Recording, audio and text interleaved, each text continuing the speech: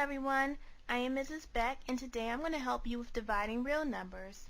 Now there are two rules we must follow when we're dividing real numbers. Let's look at the first one here, dividing numbers with the same sign. Now when we're doing that, we must follow the rule that the quotient of two positive numbers or two negative numbers is going to be positive.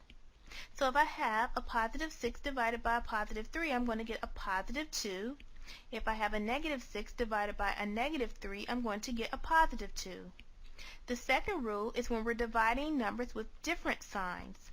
So that states that the quotient of a positive number and a negative number, or a negative number and a positive number, is going to be negative. So if I have a negative 6 divided by a 3, a positive 3, I'm going to get a negative 2. A positive 6 divided by a negative 3 is going to give me a negative 2. Okay, you guys, we must also remember that the rules for finding the sign when dividing numbers are the same as the rules for finding the sign when multiplying numbers. So that should make it a little easier for you to remember. So the rules for dividing numbers and multiplying numbers when we're trying to find the sign are the same.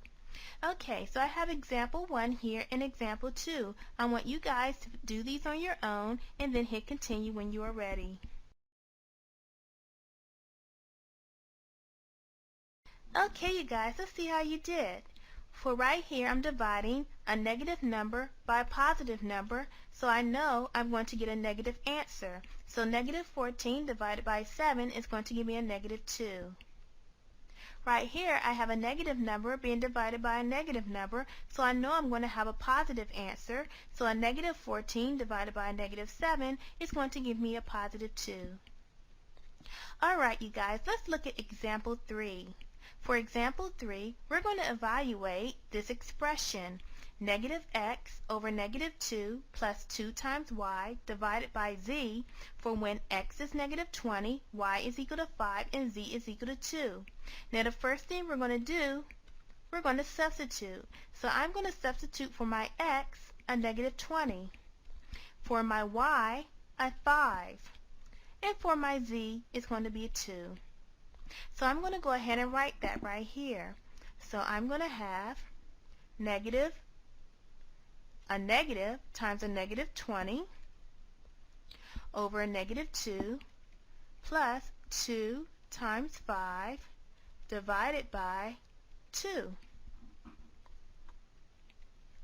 Okay, now the next thing I'm going to do, I'm going to simplify the expression on this part right here. I have a negative times a negative. Now a negative times a negative is a positive. So I'm going to rewrite this expression as 20 over negative 2 plus 2 times 5 divided by 2. Now we must remember our order of operations. We multiply and divide in order from left to right, and then we're going to add. So let's go from left to right doing our multiplication and our division. A 20 divided by a negative 2 is going to give us a negative 10. 2 times 5 is going to give us a 10. We still have one more division to do, 10 divided by 2. So now I'm going to have a negative 10 plus 10 divided by 2 is going to give me a positive 5. So now I did my division and I did my multiplication. Now I'm able to add a negative 10 plus a 5. And when I do that, I'm going to end up with a negative 5. And that's going to be my final answer. Okay, you guys, so this should help you with dividing real numbers. Have a great day.